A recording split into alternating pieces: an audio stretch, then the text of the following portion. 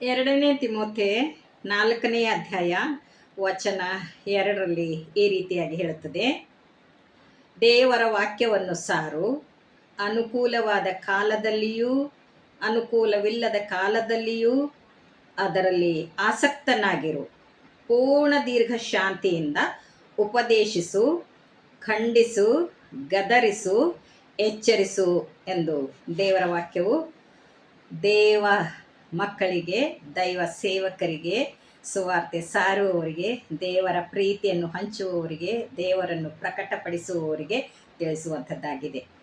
ಅನುಕೂಲ ಇದ್ದಾಗಲೂ ನಾವು ಸೇವೆ ಮಾಡಬೇಕು, ಅನುಕೂಲ ಇಲ್ಲದಾಗಲೂ ನಾವು ಸೇವೆ ಮಾಡಬೇಕು ಎಂದು ದೇವರ ವಾಕ್ಯ ನಮಗೆ ತಿಳಿಸುತ್ತದೆ.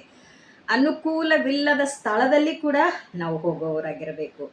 ಅನೇಕ ನಮ್ಮ ಹೊರದೇಶದಿಂದ ಬಂದಿರಲಿಕ್ಕಿರುವಂಥ ಸೇವಕರಿಗೆ ಇಲ್ಲಿ ಎಷ್ಟೊಂದು ಅನಾನುಕೂಲತೆಗಳಿತ್ತು. ಅಂಥ ಅನಾನುಕೂಲತೆಗಳನ್ನು ಅವರು ಲೆಕ್ಕಿಸದೆ, ಚಿಂತಿಸದೆ, ತಮ್ಮ ಅನ್ನಪಾನಗಳನ್ನು ಲೆಕ್ಕಿಸದೆ, ತಮಗೆ ಒಂದು ಮನೆಯೂ ಇಲ್ಲದಂತೆ ಅವರು ಈ ಲೋಕದಲ್ಲಿ ಸೇವೆ ಮಾಡಿರುವಂಥದ್ದನ್ನು ನಾವು ನೋಡುವವರಾಗಿದ್ದೇವೆ. ನಾವು ಕೂಡ ನಮ್ಮ ಕಷ್ಟ ನಷ್ಟದಲ್ಲಿ, ಬಡತನದಲ್ಲಿ ಮತ್ತು ನಮಗೆ ಯಾವುದೇ ಕಡಿಮೆ ಇರುವಂಥದ್ದಾಗಿದ್ದಾಗ್ಯೂ ಕೂಡ ನಾವು ಹಿಂಜರಿಯದಂತೆ ನಾವು ದೇವರ ಸೇವೆ ಮಾಡುವುದಕ್ಕೆ ಮುನ್ನುಗ್ಗಬೇಕು. ಮತ್ತು ಇನ್ನೊಂದು ಏನು ಹೇಳ್ತಾ ಇದೆ, ಏನೇ ಇದ್ದರೂ ಕೂಡ ನಾವು ಗುಣಗುಟ್ಟದೆ, ನಾವು ತೊಂದರೆ ಇದ್ದಾಗ್ಯೂ ಕೂಡ ಸಂತೋಷದಿಂದ ದೀರ್ಘ ಶಾಂತಿ ಅಂತ ಹೇಳ್ತಾ ಇದೆ, ದೀರ್ಘ ಶಾಂತಿಯಿಂದ ನಾವು ಮುನ್ನುಗ್ಗಿ ದೇವರ ಸೇವೆಯನ್ನು ಮಾಡುವವರಾಗಿರಬೇಕು, ಸುವಾರ್ತೆಯನ್ನು ಸಾರುವವರಾಗಿರಬೇಕು. ಇಸ್ರಾಯೇಲ್ಯರು ಅರಣ್ಯದಲ್ಲಿ ಮೋಶೆಯ ಮೇಲೆ ಗುಣಗುಟ್ಟಿದರು, ಶಾಪಕ್ಕೆ ಗುರಿಯಾದರು.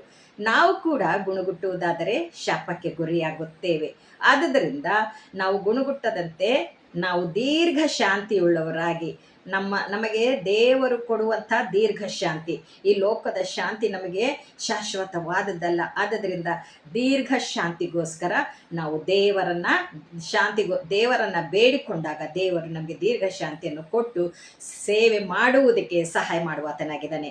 ಇನ್ನೊಂದೇನು ಹೇಳ್ತಾ ಇದೆ, ಖಂಡಿಸು, ಗದರಿಸು, ಎಚ್ಚರಿಸು ಎಂದು. ಜನರನ್ನು ಖಂಡಿಸುವುದು, ಎಚ್ಚರಿಸುವುದು, ಗದರಿಸುವುದು ಕಷ್ಟದ ಕೆಲಸವಾಗಿದೆ. ಆದಾಗ್ಯೂ ಇಲ್ಲಿರ್ಲಿಕ್ಕಿರುವಂಥ ವಾಕ್ಯದ ಪ್ರಕಾರ ನಾವು ಖಂಡಿಸುವವರಾಗಿರಬೇಕು, ಗದರಿಸುವವರಾಗಿರಬೇಕು, ಎಚ್ಚರಿಸುವವರಾಗಿರಬೇಕು. ಕಾರಣ ನಾವು ದೇವರ ವಾಕ್ಯವು ಮುಚ್ಚು ಮರೆಯಿಲ್ಲದೆ ಸಾರುವವರಾಗಿರಬೇಕು. ದೇವರ ವಾಕ್ಯ ಏನು ಹೇಳ್ತದೆ ಅದರ ಪ್ರಕಾರ ನಾವು ಹೇಳುವವರಾಗಿರಬೇಕು. ದೇವರ ವಾಕ್ಯವು ನಾವು ಹೈಡ್ ಮಾಡಿ ಮುಚ್ಚಿಟ್ಟುಕೊಂಡು ಜನರ ಪ್ರೀತಿಗೋಸ್ಕರ ಜನರಿಗೆ ನಾವು ಸುಳ್ಳನ್ನು ಹೇಳುವವರಾಗಿರಬಾರದು.